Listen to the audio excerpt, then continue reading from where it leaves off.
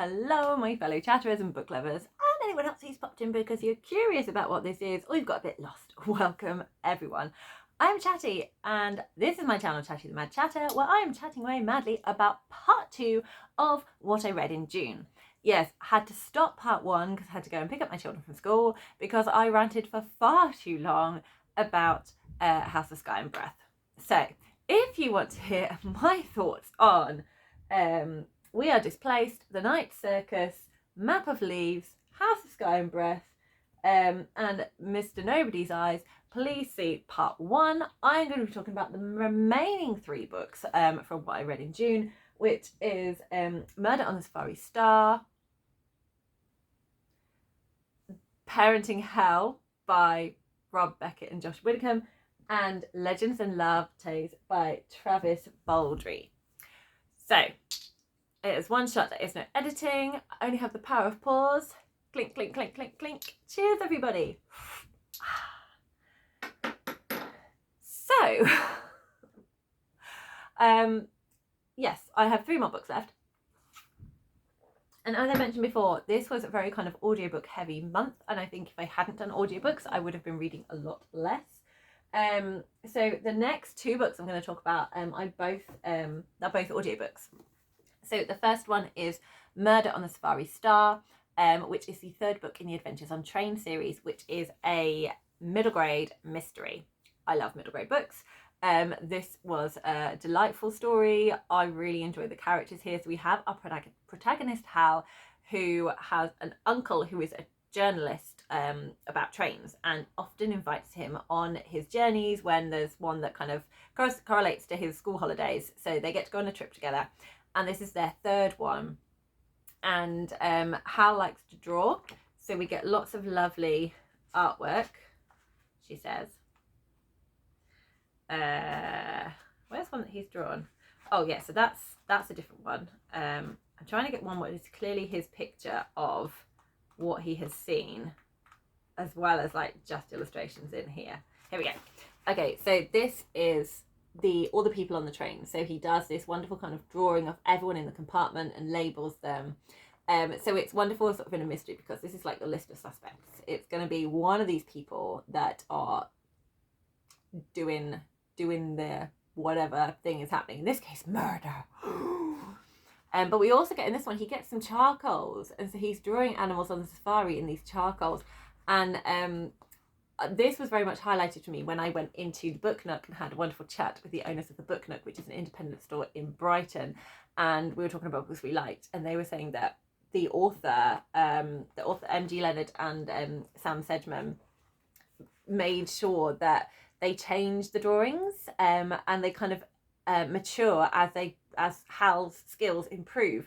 And I just thought that was so cool. So I'm kind of paying them a lot more attention than I was before. I was still paying them attention, but I'm paying them even more attention. So you also get like, just illustrations of things that are happening in the story here as well. So that's Hal getting his present for Christmas, meeting his friend Winston. So it's highly illustrated, which is why I also like to have a copy of the book at the same time. But I really like the audiobook voices in this one. I think they're really engaging. And so it is one that I can definitely do audiobooks for, and I use BorrowBox from my library. So I'm not a massive audiobook person. I have stop using the word massive. I have definitely increased my use of audiobooks recently, but I don't feel it's worth my time to like pay for an audiobook subscription. But BorrowBox is absolutely perfect because there's always something from the library that I can listen to. So if it's available, then I will definitely audiobook that one, which means I get more chance to read other things. So I find it very helpful. But I think there are certain stories that I'm not going to gel with the audiobook with. So when I find something that I do, I really like to use that one as like my audiobook.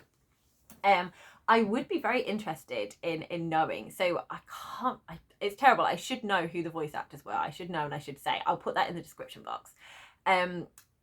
But I thought they did a wonderful range of voice work in this one. I was really impressed. However, I am not from South Africa.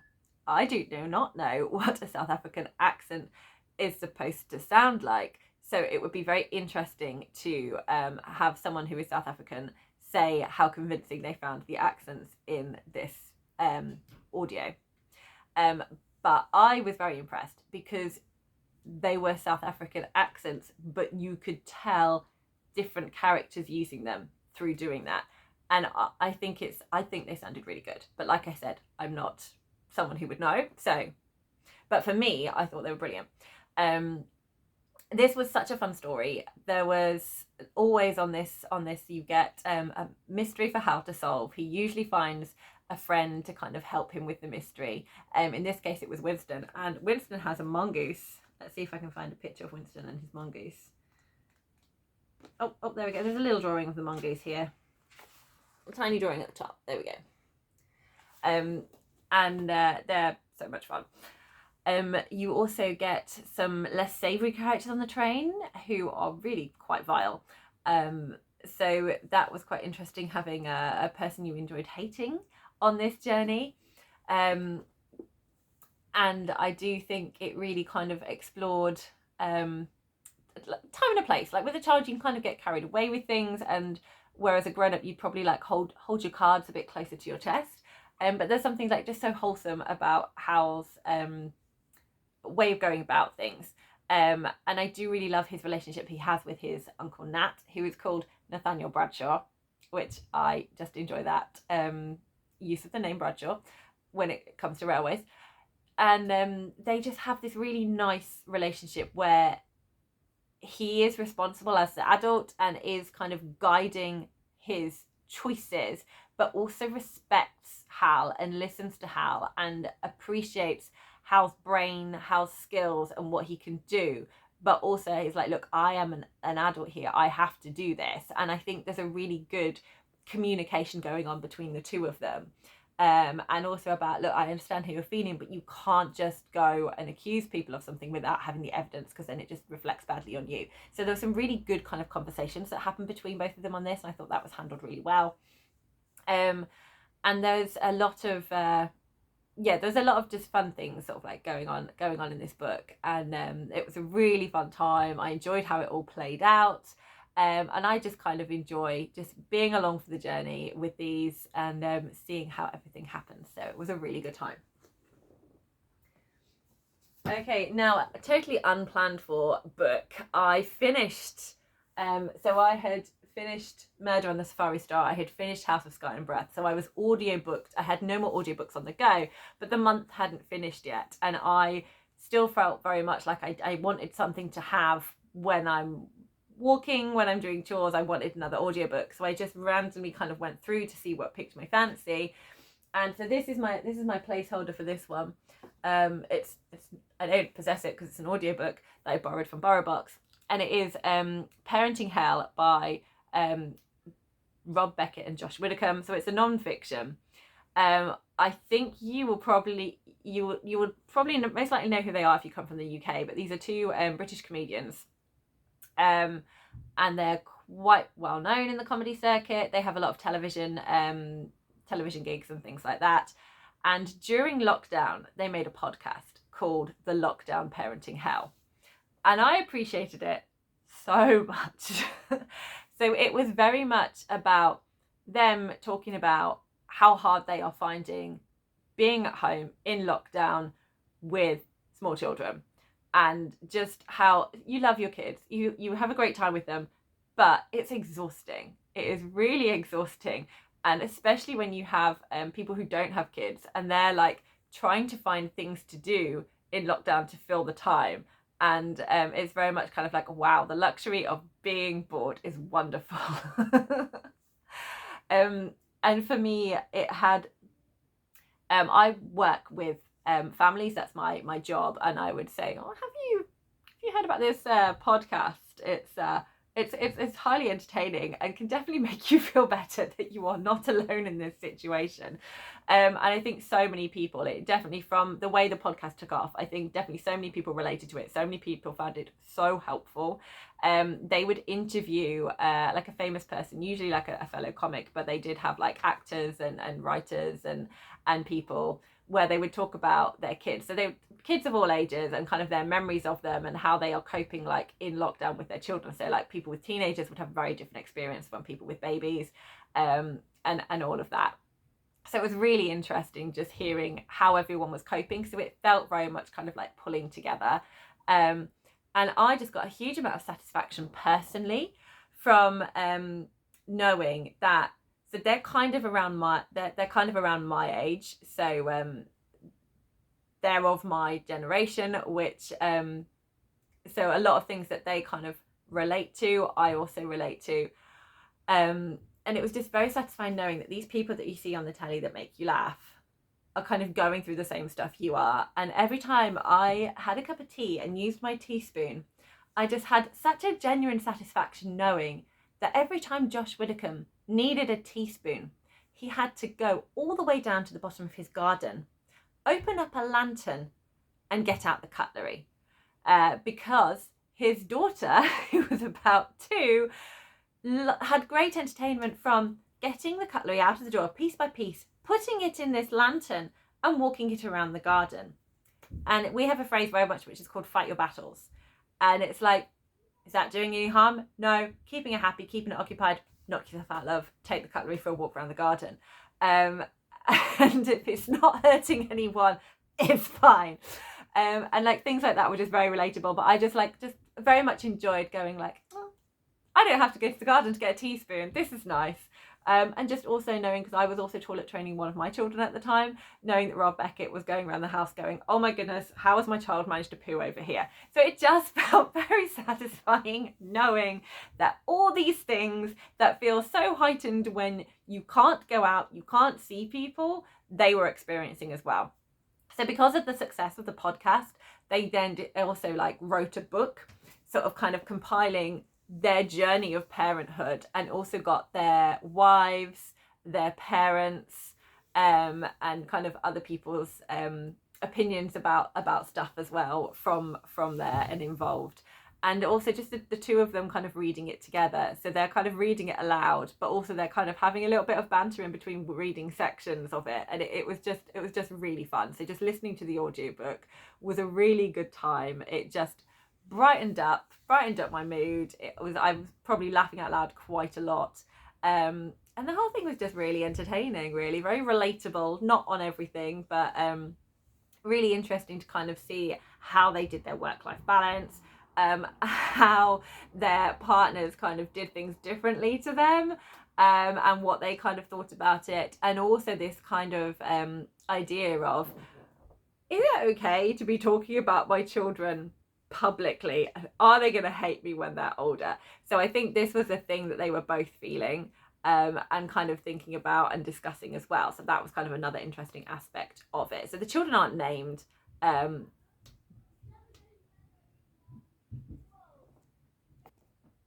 So it's definitely a book or audiobook. I really like the audiobook because I had it as a podcast and I just get a lot of enjoyment from hearing their voices. I don't know how it would kind of compare to being on the page, but you know, read how you like. If this sounds like something you would enjoy, I really highly recommend it. I think definitely as a parent you will find something in there to laugh about and to relate to. And I think if you're someone who's not a parent, has no intention of being a parent, but has friends who are, or family who are, who has nieces and nephews, and you know from like spending a couple of hours in their company that you are just exhausted afterwards, I think, you know, you could definitely get some enjoyment from them if you feel you would like to. But I had a great time with this book, and it's one of those ones where I just feel that's why I really enjoy like having the option of BorrowBox, and just kind of fill that gap. And I wouldn't have picked it up without that. So that was great. So thanks, BorrowBox. Finally, I want to talk about a book I was very excited for, which is Legends and Lattes by Travis Baldry. So this I was very excited for, and then a few other people I knew were also very interested in reading it, and Jim from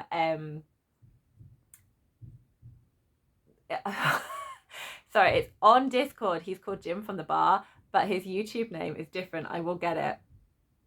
Born Again Reader. Thank you. Sorry, Jim. Totally blind for a minute there. So I was buddy reading this with Jim, and we had a few other people on MJ's Discord. She set up a little channel for us, who joined in and chatted about it as well. So I really enjoyed reading this, sharing my thoughts on this at the same time. So everyone says this is low stakes, high fantasy, a cozy book, warm-hearted. Everyone feels like it's a cuddle in a book, and I agree. I loved it. It did everything I wanted it to do. It was so fun. It was just so relaxing. It was just so joyous being able to pick this up and start reading it. Immediately, I love Viv. So here we go. Here's Viv. She is an orc. She was kind of like a hired sword, and then decided that that is not the career path she wanted anymore. She's done with that. She has found this amazing thing. She's found these exotic beans called coffee and wants to open a coffee bar, and just finds a place to do it, decides to do it. There's like a magical element involved in this. So that's kind of the practical setup, but I suppose the thematic setup is kind of like finding your place and finding people who share your dream and finding people who will work hard, finding a space where you fit, a place you can call home, and carving a life for yourself, and how important that feels, and everything you kind of get from that. So I loved those themes. I loved the found family. I loved the characters. There was one where as a carpenter who kind of helps on making the coffee house, and then their work is finished and they go, and I'm like, oh, but I thought you were part of the team. Why are you going?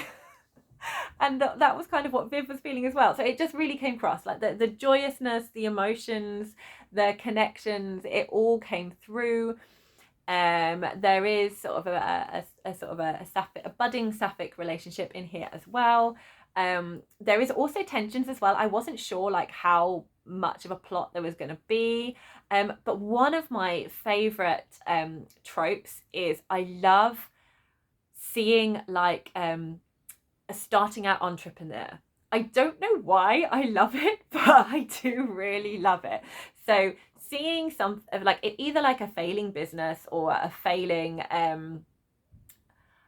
generally business, it does tend to be, yeah, like something that's sort of failing, is a bit hard on its luck, and then rebuilding it up and trying to push it and trying to get it working again. I get so much satisfaction from watching that unfold and seeing it happen and go from strength to strength and overcoming obstacles, and when they get pushed back and then they overcome it. I don't know why, but I just love reading about it. That is one of my favourite tropes. So that was all over this. I loved hearing about where they were going to source the wood from, and the delivery of the beans, and how to make people want to listen to this. And it sounds like that would be so dull and boring, but I think because of the way you warm to the characters and you want them to succeed, and you're just kind of here existing and just in this very comfy setting, and just want them to succeed. So it's just really heartwarming. However, there are obstacles in the way. There are difficulties. There are some less savoury characters that don't mean well, that are greedy, that are not part of this, go live your dreams vibe. And so there is some tension in there. I think some people, when we were reading it, wanted a little bit more tension. I do definitely feel it kind of like picked up into that before the end. There is still like a climax to the story and like a resolution. But I just enjoyed the way it all came together. I just love the warmth of the characters. It's very much, you love a found family, that kind of feeling, and just like different sides of characters and not judging characters and getting to know them. It was just beautiful. It's just really lovely. So it was so cozy, it was so warm, and it was really nice like hearing other people enjoying it as well. And I think there was definitely an appreciation of the phrase exotic bean juice for coffee. And the deliciousness of it as well. It was very you could smell the coffee, you could feel the foam of the latte, and I did have a lot of lattes whilst I was reading it, because you just had to, it was calling for it. So it was delicious. So I loved it. It was wonderful. So I'm looking forward to the prequel That's going to be interesting. That's going to be interesting. So we'll see what vibes that gives. I'm not going to go in expecting the same things from this one because it's a different story. But I want to hang out with Viv. I want to find out about Viv's life as a sword for hire and her crew. So it'll be interesting to hear about that. But loved Legends and Lattes. The hype is real. Hype is real for that. I really enjoy my copy. It's all like a little floppy. It's just a floppy, cute, cozy paperback. I'm in the UK. I've only seen kind of the hardback with the coffee cup on it, and I really hope I can get a similar one for the others. I think I have seen it. I might have to Amazon it. I think the US have got this version, but we'll see. Anyway, that's my, book buying difficulties. Oh, poor me. But yeah, enjoyed. So thank you everyone in MJ's Discord for reading it along. I really enjoyed all of our chats. And maybe we can buddy read the prequel as well. That would be delightful. And yeah, if you have yet to read and you are in MJ's Discord, or you don't know MJ's Discord and want to join MJ's Discord, I will leave her link in the description box. Please go. It's a wonderful, warm community. And you can kind of join in. Books are still listed in there, so you can kind of join in and read it later, and people will respond to your comments and things anyway. So there's no kind of like set. It's very flexible kind of buddy reading in there. So there we go. That's my final one. So that's everything that I read. That's everything I read in June. I spoke about what I'm still reading. So those ones will be wrapped up in July. It was a fun reading month. It felt very chaotic. It felt like a very chaotic reading month. And even though I did not enjoy House of Sky and Breath at all, I had a wonderful rant. I feel very cleansed from that. And I did enjoy hate reading it. There was enough material for me to massively get annoyed about to enjoy hate reading it, but I wouldn't hate read anything further. I have no need. There's no need for me to do that. I'm not going to do that to myself. So generally, yes, wonderful June. It was great fun. Tell me what you read in June, should you wish to, because I have no idea when this is going out. Who knows? It's all crazy at the moment. But just tell me what you're reading in general. Any opinions on these books? I love a chat. Happy reading, everyone.